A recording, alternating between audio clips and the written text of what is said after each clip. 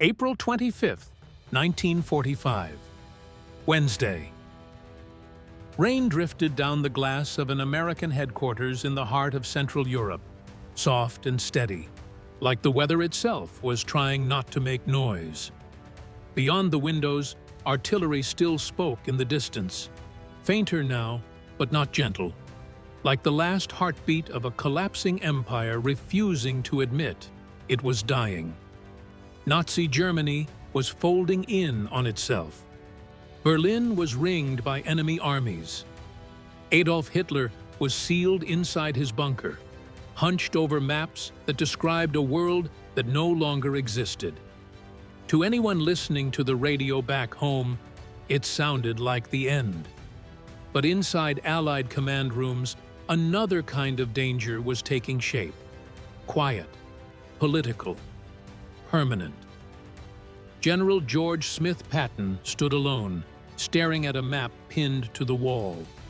He studied it the way he studied a battlefield, not as ink on paper, but as a living thing. His Third Army had carved across Germany with a speed that bordered on disbelief. Whole German formations were dissolving without a fight, not because they still believed in victory, but because they feared who would reach them first. Along roads and village edges, German officers raised white cloth like prayer flags, begging American patrols to take them, to stamp them as prisoners before the eastern horizon arrived. Patton understood the meaning of that fear. He could feel it in the way civilians watched his tanks pass, as if the rumble of American engines was a closing door they wanted desperately to keep open. The road to Berlin was not a metaphor to him. It was real. Asphalt, bridges, crossroads, a line on the map that could be turned into a line of steel within days. Patton's officers could see it. His intelligence sections could see it. Even men who disliked him could see it. The Germans between the Americans and the capital were shattered, scattered, or surrendering in clumps. Berlin was no longer a fortress. It was a prize waiting for the first hand that dared to reach for it. And yet, Patton was not moving toward it. Only days earlier, Supreme Commander Dwight David Eisenhower had issued a directive that hit like an unseen blow. American forces would not race for Berlin. They would halt at the Elbe. The city would be left for the Soviets to take. The most aggressive battlefield commander the United States had produced was being told, at the moment when momentum was everything, that momentum no longer mattered. Patton did not revolt. He did not disobey. He did something more dangerous. He absorbed the order and began to rot from the inside. To him, it felt like betrayal dressed in paperwork. He had never believed this war would end neatly, because he had never believed enemies vanished simply because a document said so. He had watched the Red Army roll across Eastern Europe, and he had warned again and again that the alliance was temporary, tactical, brittle. To Patton, the Soviets were not partners. They were opportunists with patience, and patience was the most terrifying weapon of all. He feared that America, in its hunger to end one war, was feeding the next. Eisenhower saw a different map. He was not only commanding divisions, he was trying to keep an alliance from splitting apart at the exact moment it had to hold. Roosevelt was failing. A shadow of the leader who had once balanced egos and nations with sheer force of will. Churchill was wary and exhausted, guarding Britain's diminishing leverage like a man clutching his last coins in a burning city. Stalin was demanding, relentless, calculating. Millions of Soviet soldiers had died grinding their way to the gates of Berlin, and Stalin wanted the capital not merely as a city, but as proof of sacrifice, proof of equality, proof that the Soviet Union was not a junior partner, but a co-owner of victory. Eisenhower feared that if the Americans lunged for Berlin, the alliance would snap, and the snapping would sound like another war starting before this one had even ended. So Eisenhower chose caution over conquest. Patton chose clarity over comfort.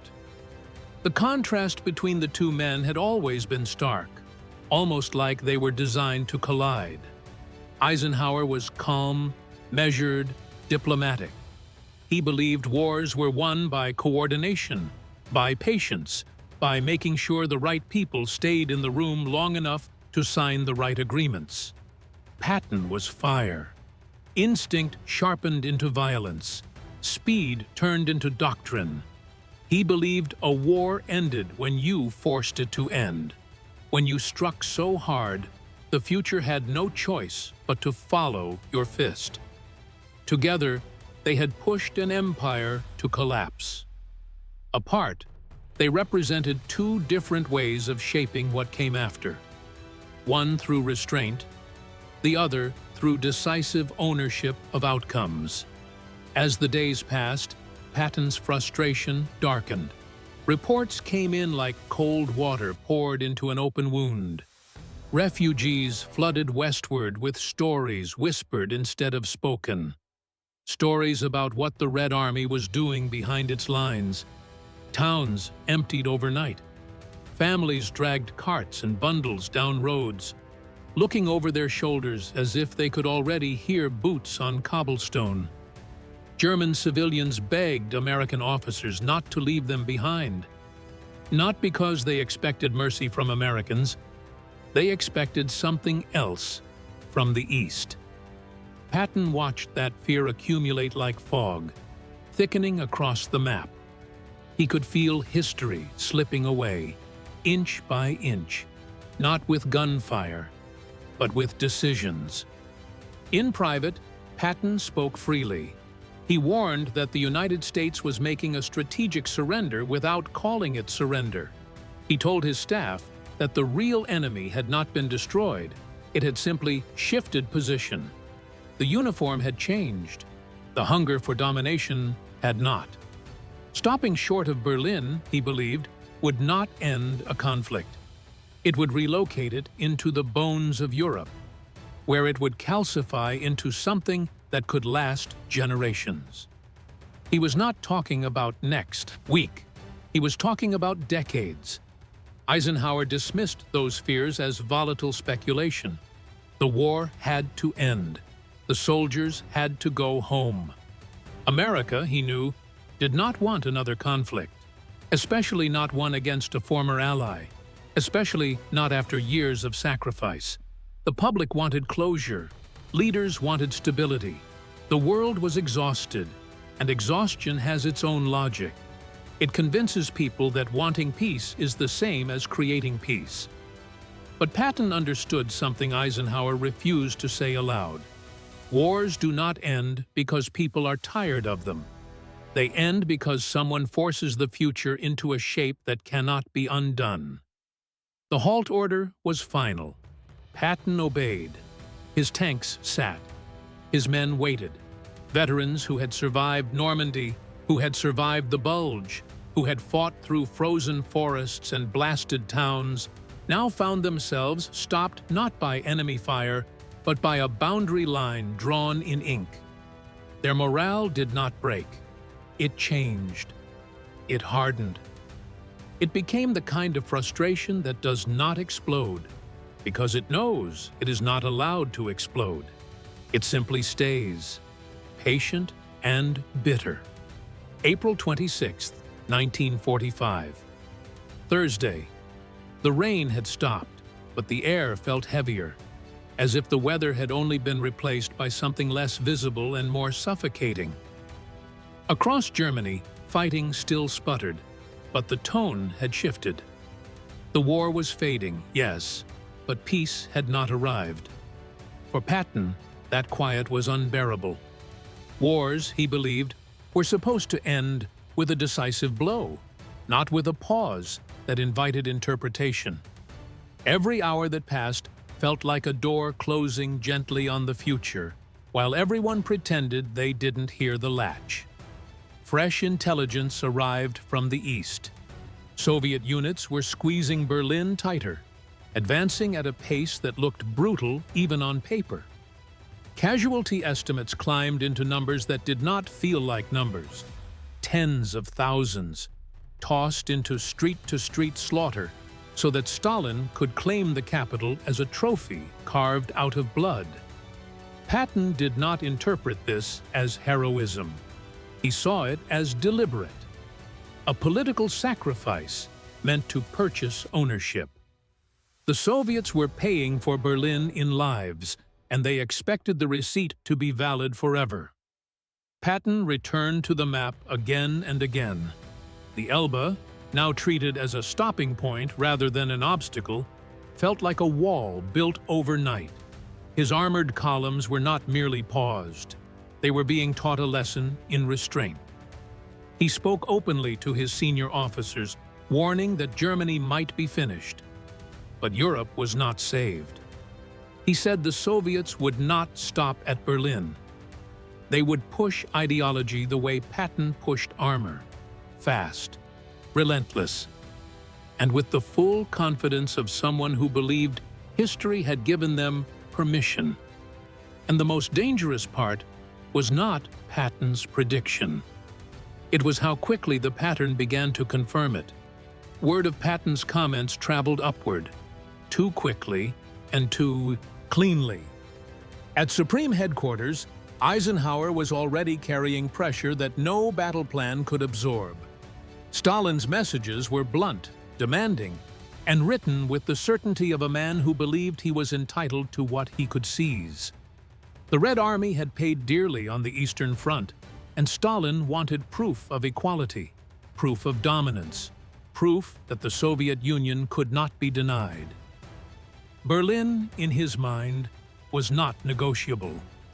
Eisenhower understood that denying Stalin the prize could shatter the alliance instantly, and a shattered alliance at the edge of victory could create chaos worse than a final battle.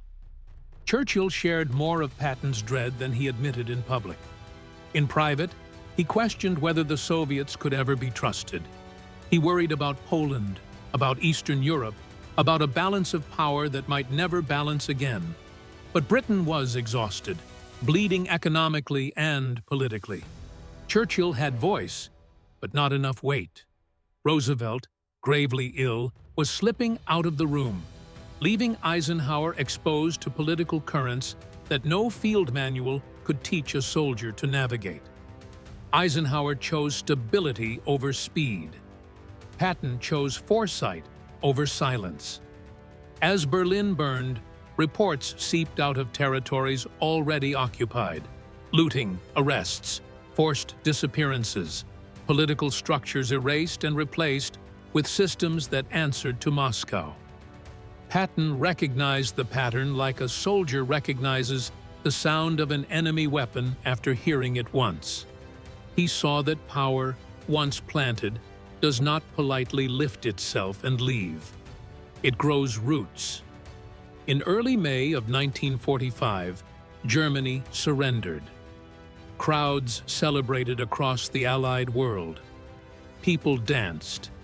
Bells rang, flags filled streets. But Patton did not celebrate. In private notes and bitter conversations, he described a victory that felt incomplete. A war ended in a way that left the future vulnerable. He reportedly told those close to him that America had won the war and lost the peace. The words sounded dangerous because they were. In a world desperate to believe the horror was finished, Patton sounded like a man who was already pointing at the next fire. Those words terrified Washington. When the enemy is clear, a blunt commander can be tolerated.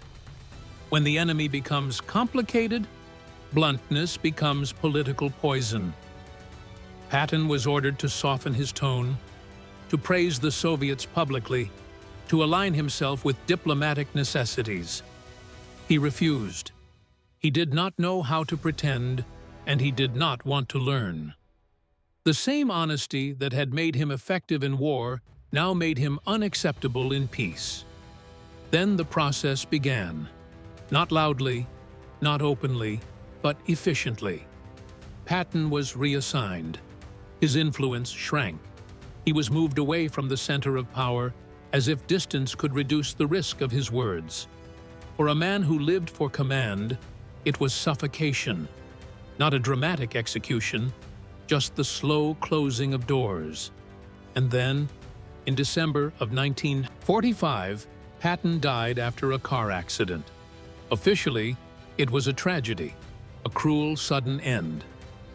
Unofficially, questions lingered, because questions always linger when a loud warning voice disappears at the exact moment it becomes inconvenient. No proof arrived to replace suspicion. History, as always, offered no courtroom, only whispers. But the result was undeniable. Patton's voice was gone, and the silence that followed was easier for leaders who wanted the story to end neatly. Eisenhower, meanwhile, rose.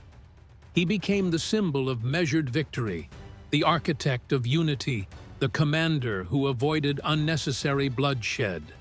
His restraint was praised, his caution celebrated. Over time, he would be remembered as a stabilizer, a man who kept the alliance intact at the moment it mattered most. But history is not shaped by reputations. It is shaped by consequences. December 9th, 1945. Sunday. Cold fog clung to roads in Germany like unfinished business. The war had ended months earlier, yet Europe did not feel fully liberated. It felt occupied in a new way. In places once freed by American armor, different flags now appeared, different rules, different fears. The silence Patton had warned about had arrived, and it was louder than artillery because it did not announce itself. It simply settled in. Behind closed doors, the cracks spread. Stalin's promises began to evaporate the moment Soviet boots stood on territory. Poland did not become truly free. Hungary did not steer its own future. Czechoslovakia did not remain neutral. One by one, countries slipped behind an invisible line drawn not by rivers or mountains, but by power and enforcement. Those who had dismissed Patton's warnings now avoided his name, as if speaking it might summon the uncomfortable truth that he had seen the shape of the aftermath more clearly than they had wanted to. In Washington, a narrative hardened. The war had ended successfully. The world was stable. Anyone suggesting otherwise sounded like a provocateur, threatening peace itself. America wanted closure, not lingering dread. It wanted soldiers home, not new enemies. Eisenhower understood this mood better than most. He had carried the burden of command and seen enough death to last a lifetime.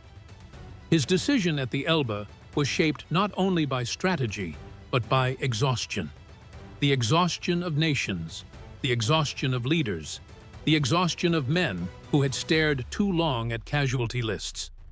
But history does not reward exhaustion. It simply records what exhaustion allowed.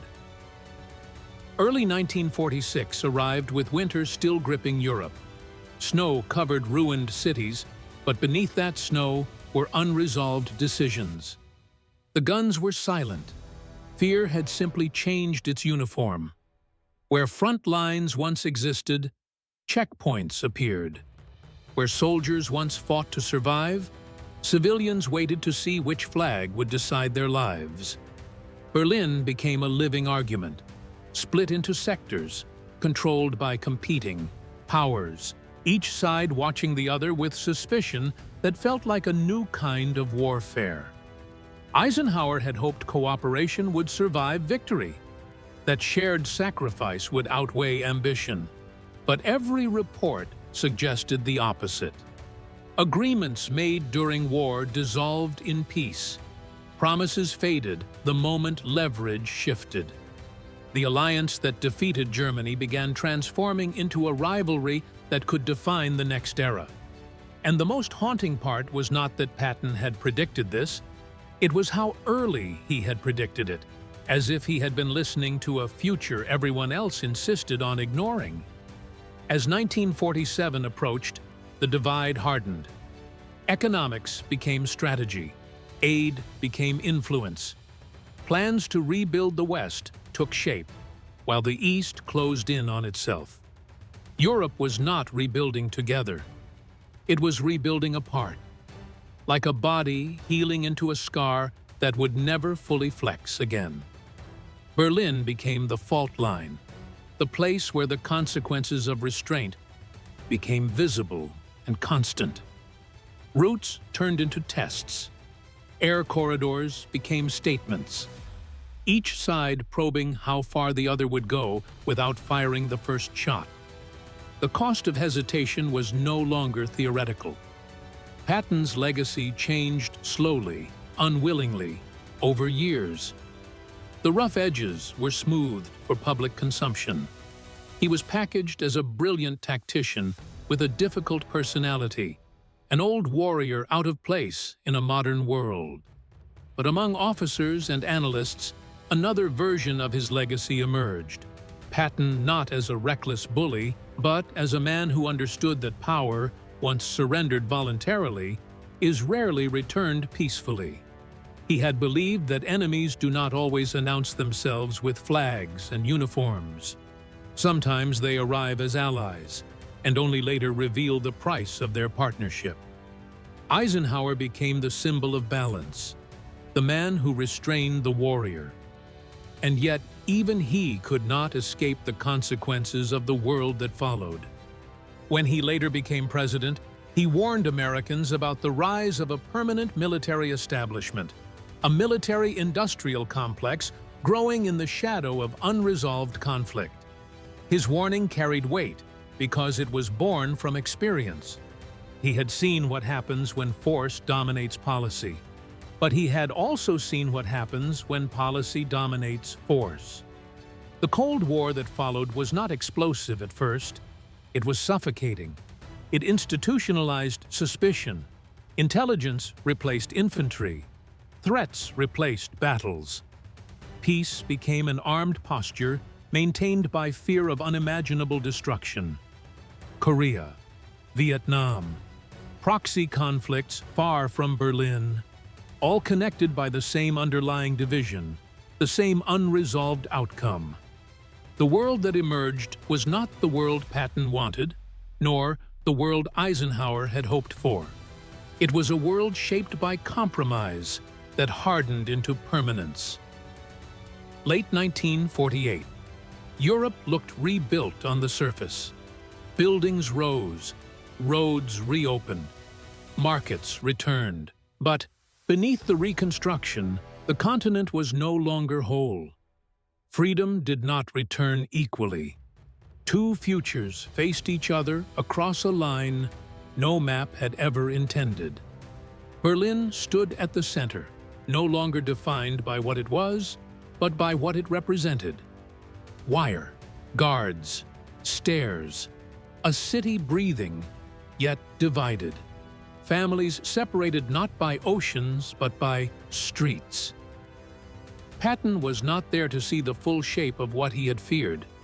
The man who lived at the edge of action was gone ere before the consequences fully matured.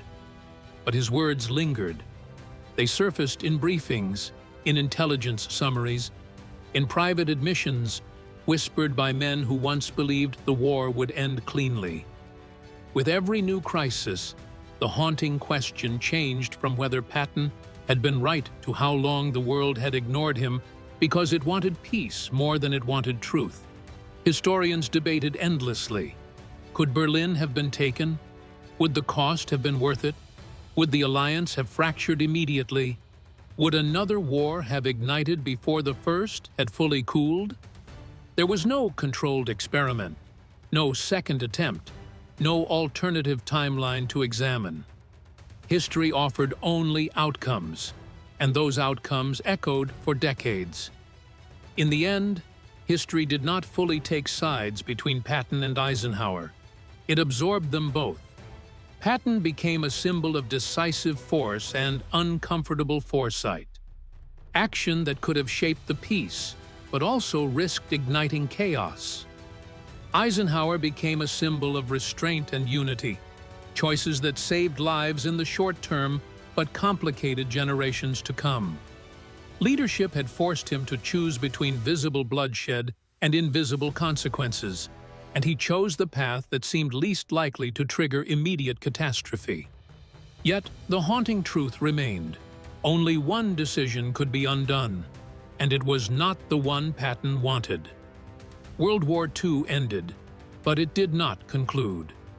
It transitioned into permanent tension, into ideological rivalry, into a peace that was not the absence of war, but the presence of fear without gunfire. Armies did not march across Europe, yet they never fully relaxed.